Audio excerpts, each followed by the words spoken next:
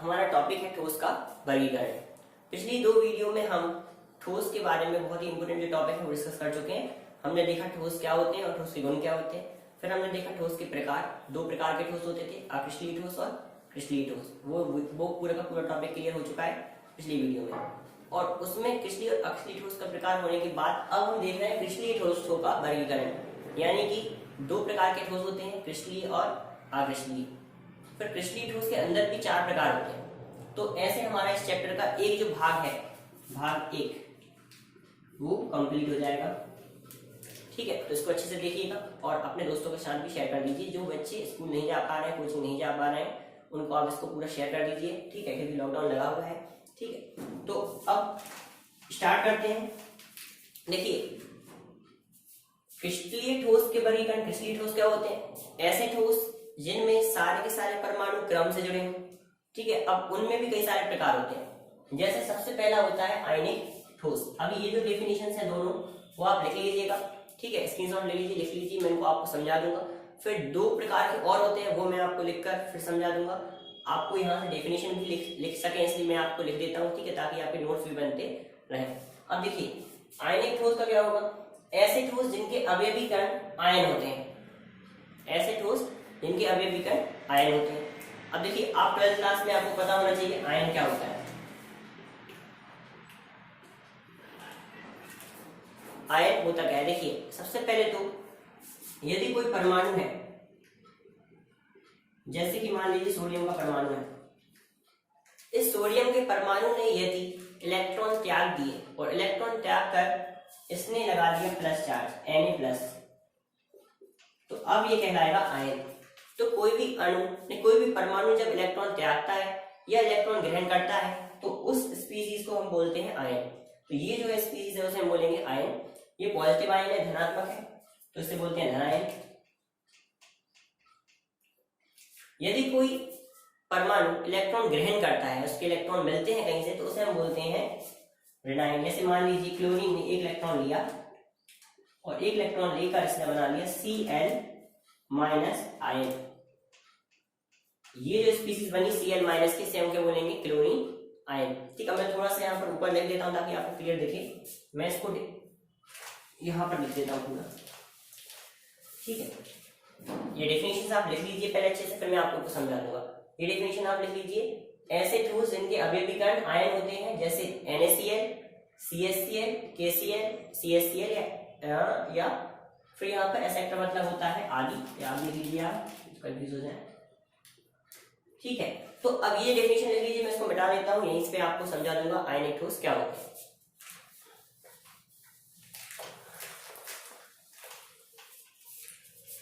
अब देखिए, जैसे यदि हमारे पास Na था और Na ने एक इलेक्ट्रॉन त्याग कर Na+ बनाया था। ठीक है, क्लोरीन था, क्लोरीन ने एक इलेक्ट्रॉन लेकर Cl- बनाया था। अब ये Na और Cl क्या हो गए? प्लस और माइनस हो गए। ठीक, एक प्लस और एक माइनस आपस में क्या करते हैं? एक दूसरे को आकर्षित करते हैं। हमेशा अपोजिट चीज एक दूसरे को करती हैं, आकर्षित करती हैं। ठीक, कभी सेम चीज एक दूसरे को आकर्षित नहीं करती।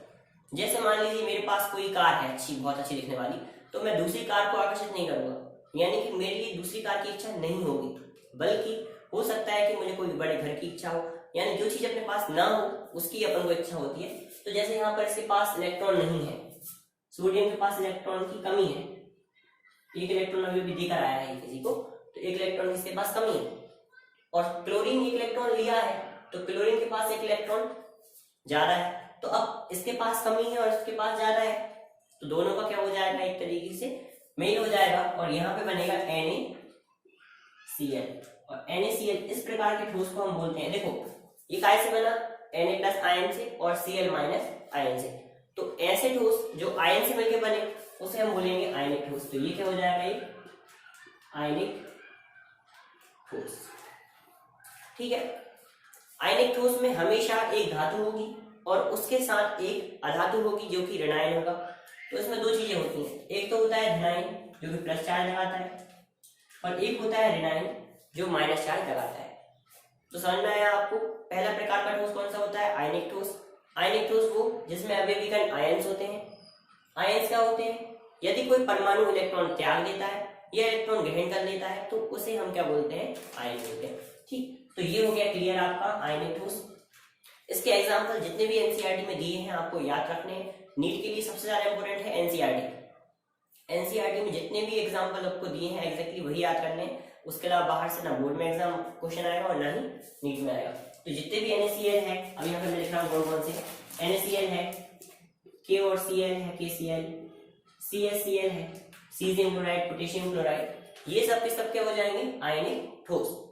ठीक है, तो आयनिक ठोस के बाद हम देखते हैं सहसंयोजी ठोस। सहसंयोजी ठोस क्या होता है, उसको मैं मिटा देता हूँ। आयनिक ठोस हो गया होगा क्लियर आपको। यदि आपको कोई डाउट होता है तो आप उसको कमेंट कर सकते हैं। ठीक है, और जैसे देखिए क्लास में जब कोई चीज समझ में आती है तो हम ताली नहीं बजा सकते, लेकिन जब यूट्यूब पे या फिर आपको कहीं वीडियो आप देख रहे हो किसी भी साइट पर या फिर कहीं से भी आप को मौका मिलता है कि आपको कुछ भी समझ में आई है तो उसको अप्रिशिएट करने का, तो एक बटन है यहाँ पर अपने पास। अब हमको बनाना नहीं आता इतना अच्छा कुछ भी। ठीक है, ये पता नहीं है, ये पता नहीं है ये क्या है, लाइक है ना, तो उसकी बटन है उसको आप प्रेस कर सकते हैं। ठीक है, ये जरूरी नहीं है कि आपको हमेशा वीडियो पसंद ही आए या फिर आपको हर चीज समझ में आए, लेकिन यदि आपको चीज समझ में नहीं आती उसको कमेंट जरूर करना है, क्योंकि जो चीज आपको समझ में नहीं आई हमको नहीं पता कि आपको क्या समझ में नहीं आया। हमको जब समझ में आएगा जब आप बोलेंगे या फिर आप उसे कमेंट करेंगे। तो देखिए आयनिक ठोस हो गए, अब हम देखते हैं सहसंयोजी ठोस। ठीक है, किसी प्रकार का कोई प्रॉब्लम हो तो आप उसे कमेंट जरूर करिए और लिखते भी रहिए साथ में। आपने 11वीं क्लास में पढ़ा होगा सहसंयोजी बंध, एक चैप्टर था रासायनिक आबंध। देखिए आबंध में आपको फिर से थोड़ी बहुत बेसिक से समझाऊंगा चीजें, क्योंकि बहुत सी चीजें ऐसी होती है 11वीं में पढ़ते नहीं है। देखिए आबंध क्या होता है, आबंध मतलब होता है बॉन्ड। ठीक, अब वो तो इंग्लिश मीनिंग हो गया, आबंध का मतलब बॉन्ड, लेकिन आबंध का मतलब होता है एक प्रकार से बंधना। जब दो अणु या परमाणु आपस में बंध जाते हैं ना उसे हम बोलते हैं आबंध। ठीक, तो आबंध जो रासायनिक आबंध होते हैं वो 4 प्रकार के होते हैं। जैसे दो लोग जुड़ते हैं आपस में बहुत सारी बॉन्डिंग होती है। देखिए बॉन्डिंग लोगों में भी होती है, पर्सन टू पर्सन भी होती है, और यहाँ पर केमिस्ट्री में एटम्स में भी होती है, परमाणुओं में भी होती है। जैसे कोई भी दो इंसान मिले और वो अच्छे फ्रेंड बन गए, ठीक, अब वो फ्रेंड बने तो उनके बीच में बॉन्डिंग है, फ्रेंडशिप की बॉन्डिंग। ठीक, हो सकता है वो वीक भी हो सकती है और स्ट्रांग भी हो सकती है, मजबूत भी हो सकती है और कमजोर भी हो सकती है। ठीक, डिपेंड करता है कि वो कैसी बॉन्डिंग है। ऐसे यहाँ पर होता है कि परमाणु और अणु के बीच में जो बंध होते हैं वो मजबूत भी हो सकते हैं और कमजोर भी हो सकते हैं। तो यहाँ पर 4 प्रकार के बंध होते हैं। जैसे यहाँ पर भी होते हैं बहुत सारे प्रकार के बंध, जैसे फ्रेंड्स बन जाएगा कोई, ठीक, कोई फैमिली मेंबर है, ठीक, कोई ब्रदर है, कोई सिस्टर, इस तरीके से अलग अलग तरीके की बॉन्डिंग होती है। ऐसे यहाँ पर होता है, यहाँ पर होता है कोवेलेंट बॉन्ड, यानी कि सहसंयोजी बंध, इसी को हम बोलते हैं सहसंयोजी बंध। ठीक है, दूसरा यहाँ पर होता है आयनिक बॉन्ड। आयनिक बॉन्ड का मतलब होता है आयनिक बंध। आयनिक बंध आपका वही बंध है जो मैंने आपको बताया आयनिक ठोस। जब आयन्स के बीच में जो बंध बनता है उसे हम बोलते हैं आयनिक बंध। ठीक है, आपको लिखना नहीं है लेकिन आपको समझना बहुत जरूरी है ताकि आप ये ठोस समझ सके। ठीक है, अब आयनिक बंध, इसके अलावा होता है धात्विक बंध, इसको हम बोलते हैं मेटेलिक बॉन्ड। ये मेटेलिक जो बॉन्ड होता है वो मेटल्स के बीच में होता है, जो धातुएं होती है उनके बीच में होता है। और एक होता है hydrogen bond. Hydrogen bond special है, आपने 11वीं क्लास में इसको पढ़ा होगा। यदि आपने नहीं पढ़ा है तो आप मेरे चैनल पर देख सकते हैं, मैं आपको इस वीडियो प्रोवाइड करा दूंगा। हाइड्रोजन बॉन्ड बहुत ज्यादा स्पेशल है, लेकिन 11वीं क्लास में इसका ज्यादा वेटेज है। ठीक है, तो ये 4 प्रकार के बॉन्ड आपको मिलते हैं। इनमें से 3 प्रकार के ठोस हमारे यहाँ पर है। पहला होता है आयनिक ठोस, दूसरा है कोवेलेंट और तीसरा है मेटेलिक। ठीक, तो मैंने आपको बताया कि आयनिक ठोस क्या होते हैं। अब सहसंयोजी ठोस देखो, ये बंध समझ में आया आपको कि जब भी परमाणु या अणु आपस में मिलते हैं और वो जिस बंध से जुड़ते हैं उसे क्या बोलेंगे हम, रासायनिक आबंध। ठीक, वो किसी बल से जुड़ते हैं उसको बोलेंगे हम रासायनिक आबंध। और वो 4 प्रकार के हो सकते हैं। ठीक, सहसंयोजी, आयनिक, धात्विक और हाइड्रोजन बंध। अब सहसंयोजी बंध हम देखते हैं क्या होता है सहसंयोजी ठोस। देखिए सहसंयोजी का मतलब आप जानते हैं, जिसमें सहयोगिता हो। सहयोगिता का मतलब क्या होता है, ना तो कोई इलेक्ट्रॉन देगा और ना ही कोई इलेक्ट्रॉन लेगा, जिसमें बराबर बराबर सहयोग होगा उसको हम बोलते हैं सहसंयोजी बंध। जैसे देखिए, अगर मेरे पास 5 रुपए है और मेरे एक फ्रेंड के पास भी 5 रुपए है और 10 रुपए की कोई चीज हम मिलकर खरीदते हैं, तो वो 10 रुपए की चीज हम दोनों की होगी, उसका पूरा अधिकार हम दोनों का होगा। तो इस तरीके से जैसे मान लीजिए यहाँ पर हमारे पास सिलिकॉन है और सिलिकॉन के पास 4 इलेक्ट्रॉन होते हैं। बाहरी कोश में इसके पास कितने इलेक्ट्रॉन होते हैं, 4 इलेक्ट्रॉन होते हैं। अब ये चारों इलेक्ट्रॉन यदि ये 2 ऑक्सीजन के साथ शेयर कर लें,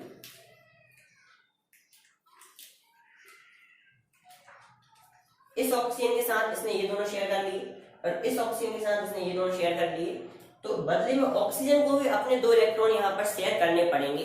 तो ऑक्सीजन ने भी अपने 2 इलेक्ट्रॉन यहाँ पर शेयर कर लिए। अब इसके पास हो गए कुल मिला के 8 इलेक्ट्रॉन जो कि इसको कंप्लीट करने थे। ऑक्सीजन के पास हो गए अपने 1 2 3 4 और खुद के ये जो 4 इलेक्ट्रॉन रखे था पहले से वो, तो इसके पास भी हो गए 8 इलेक्ट्रॉन। किसी भी परमाणु को अपने 8 इलेक्ट्रॉन कंप्लीट करना जरूरी होता है। यदि आपने 11वीं क्लास में बहुत ही ज्यादा पढ़ाई नहीं की, मतलब कि यानी कि आपने ज्यादा ध्यान नहीं दिया, तो आपको ये चीज समझने में थोड़ी प्रॉब्लम हो सकती है। लेकिन यदि आपने अच्छे से समझा है कि किसी भी परमाणु को अपने 8 इलेक्ट्रॉन कंप्लीट करने होते हैं, ये 10th क्लास में भी था, तो आपको ये चीज समझ में आ जाएगी। इस ऑक्सीजन को अपने 8 इलेक्ट्रॉन पूरे करने थे। इसके पास बाहर 6 इलेक्ट्रॉन थे, जिसमें से 4 इलेक्ट्रॉन इसने बचा लिए और 2 साझा कर लिए। इसने भी ऐसा ही किया। अब इस तरीके से सिलिकॉन के पास कुल मिला के ऑक्सीजन के 4 इलेक्ट्रॉन है और खुद के 4 इलेक्ट्रॉन है, यानी सिलिकॉन के पास इलेक्ट्रॉन है 8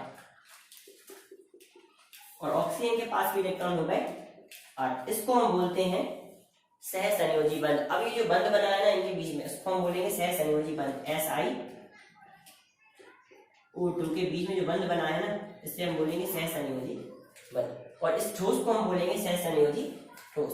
तो ऐसे ठोस जिनमें परमाणु सहसंयोजी बंध द्वारा जुड़े होते हैं क्या कहलाएगा, सहसंयोजी ठोस कहलाएगा। तो सबसे पहले इसमें आप देखिए SiO2, silicon carbide, aluminium nitride, हीरा ग्रेफाइट, 5 एग्जांपल आपको बहुत अच्छे से याद रखने हैं क्योंकि यही 5 एग्जांपल एनसीईआरटी में दिए हैं। ठीक, सिलिकॉन ऑक्साइड की संरचना बना दी है। मैं अब सिलिकॉन कार्बाइड की संरचना बना के आपको बता देता हूं कैसी होती है।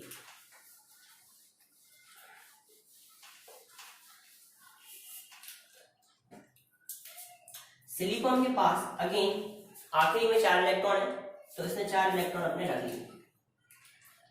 अब यहां पर सिलिकॉन कार्बाइड में क्या होता है ना, एक एक्स्ट्रा चीज होती है। सिलिकॉन के पास तो कितने इलेक्ट्रॉन थे, 4, 1 2 3 4, और कार्बन के पास भी कितने इलेक्ट्रॉन एटॉम में होते हैं, 1 2 3 4। ठीक, लेकिन सिलिकॉन कार्बाइड में कभी भी ऐसा नहीं हो सकता कि सिलिकॉन कार्बाइड में 1 2 3 4 बॉन्ड बन सके, क्योंकि 4 बॉन्ड कभी बनते ही नहीं। हमेशा कितने बनते हैं, 3 बॉन्ड बनते हैं। यहाँ पर हमेशा कितने बॉन्ड बनेंगे, सिर्फ 3। ठीक है, इस तरीके से बॉन्ड बनते हैं। जो एक इलेक्ट्रॉन होता है वो एक इलेक्ट्रॉन दूसरे सिलिकॉन कार्बाइड का होगा, जैसे कि यहाँ पर एक और सिलिकॉन कार्बाइड आएगा। ठीक, अभी दोनों के एक इलेक्ट्रॉन बचे हैं, इसलिए ये इलेक्ट्रॉन आपस में शेयर कर सकते हैं एक दूसरे के साथ। ठीक, इस तरीके से पूरा संरचना होगी, जैसे कि हमने देखा था पहले पिछली वीडियो में, तो पूरी संरचना होगी तो बहुत सारे सिलिकॉन कार्बाइड ऐसे बीच बीच में होंगे। इस तरीके से इनके जो बंध है वो पूरे सेटिस्फाई हो जाएंगे। ठीक, लेकिन 4 बॉन्ड एक साथ कभी भी नहीं होते। ठीक है, एल्यूमिनियम नाइट्राइड में भी ऐसा होता है। देखो एल्यूमिनियम नाइट्राइड तो क्या है,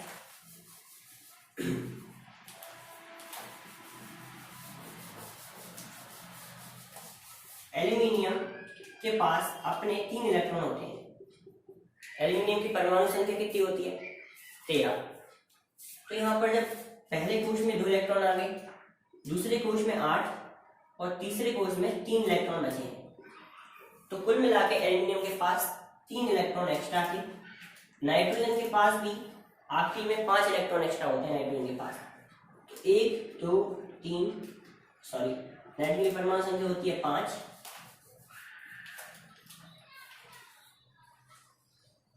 7 होती है। यहाँ पर 2 पहला आया और 5 बाद में, यानी 5 ही होते हैं। ठीक, कंफ्यूज हो गया था। ठीक 7 होती है। तो ये आपको भी याद रखना है, पीरियड टेबल बहुत ज्यादा स्पेशल बिल्कुल मुंह से, लेकिन यहाँ पर कुछ कभी कभी थोड़ी मिस्टेक हो जाती है। यहाँ से आप देखिए 2 और 5, तो 5 थे इसके पास, 1 2 3 4 और 5। अब इसने 3 इलेक्ट्रॉन शेयर कर लिए, ठीक, तो यहाँ पर ये 3 इलेक्ट्रॉन ये भी शेयर कर लेगा, ये बनेगा एल्यूमिनियम नाइट्राइड। यहाँ पर भी इसके बॉन्ड कंप्लीट नहीं होंगे पूरे, ठीक, इस तरीके से यहाँ पर नहीं हुए थे, लेकिन फिर भी इनमें सहसंयोजी बन रहा है, इसलिए कौन से ठोस होंगे, सहसंयोजी ठोस।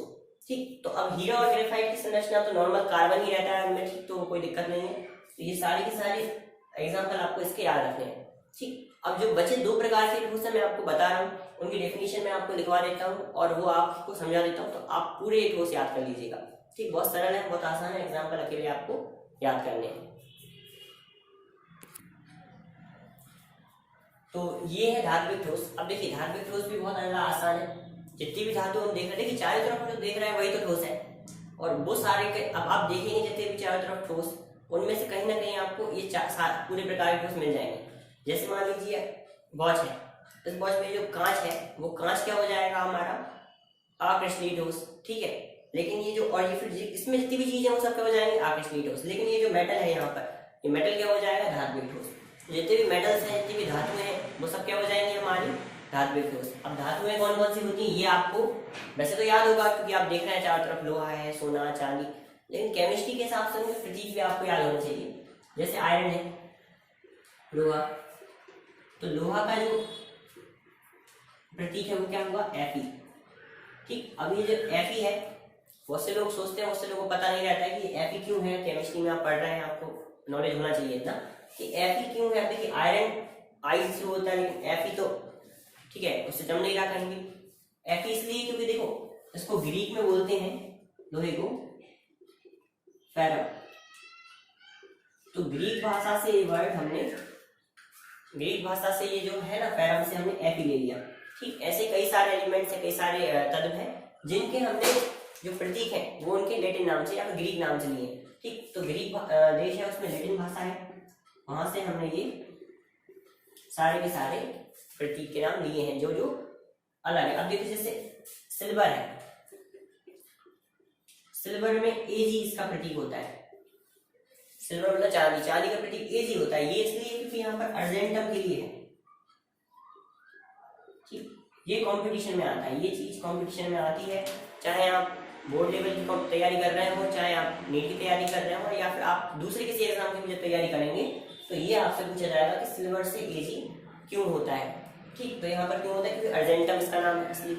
ठीक है, फिर गोल्ड आपका होता है, Gold, गोल्ड होता है सोना, लेकिन उसको हम क्या बोलते हैं, Au।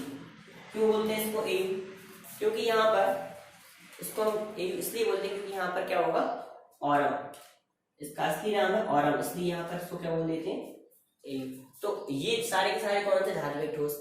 अब आपको देखना है आगे धात्विक ठोस के बाद इसमें अवयवीकरण धातु आयन होते हैं, ज्यादा डेफिनेशन कठिन नहीं है इसकी। इसके बाद हम देखते हैं धात्विक ठोस के बाद चौथा प्रकार का आणविक ठोस।